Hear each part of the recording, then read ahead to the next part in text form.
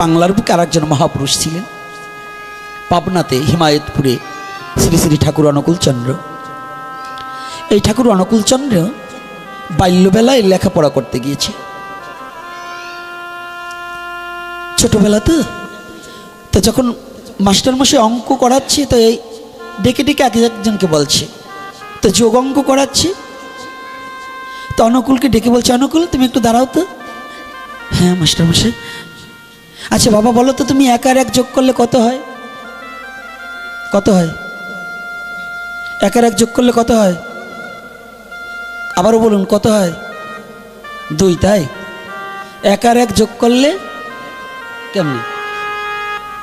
একের পিছনে এক দিলে হয় 11, কিন্তু এক আর এক যোগ করলে?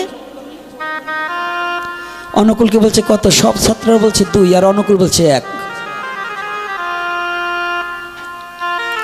মাস্টারমশাই বলছে না অনুকূল হয়নি, তুমি আবারও বলো এক আর এক যোগ করলে কত হয়? বলছে মাস্টারমশাই 1 হয়। মারছে। আবারও বলছি বলো এক আর এক যোগ করলে কত হয়? বলছে মাস্টারমশাই 1 হয়। বেধর মারছে। বলছে অনুকূল এইবার বলো এক আর এক যোগ করলে কত হয়? বলছে গুরুমশাই আপনি বলেন 2 হয়, ওরা বললে 2 হয়, আমি দেখি 1 হয়।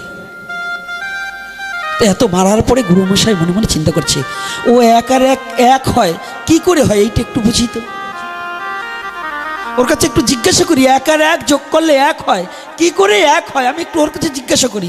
এত মারার পরেও যে 2 বলতে পারছে না, 1ই বলছে, কারণ কি?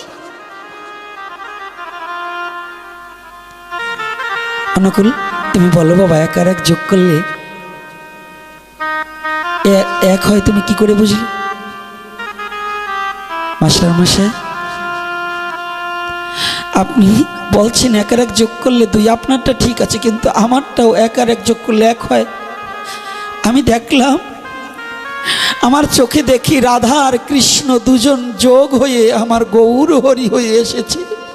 তাই এক আর এক যখন যোগ হয়ে যায় 1 হয়ে যায়, 2 থাকে না।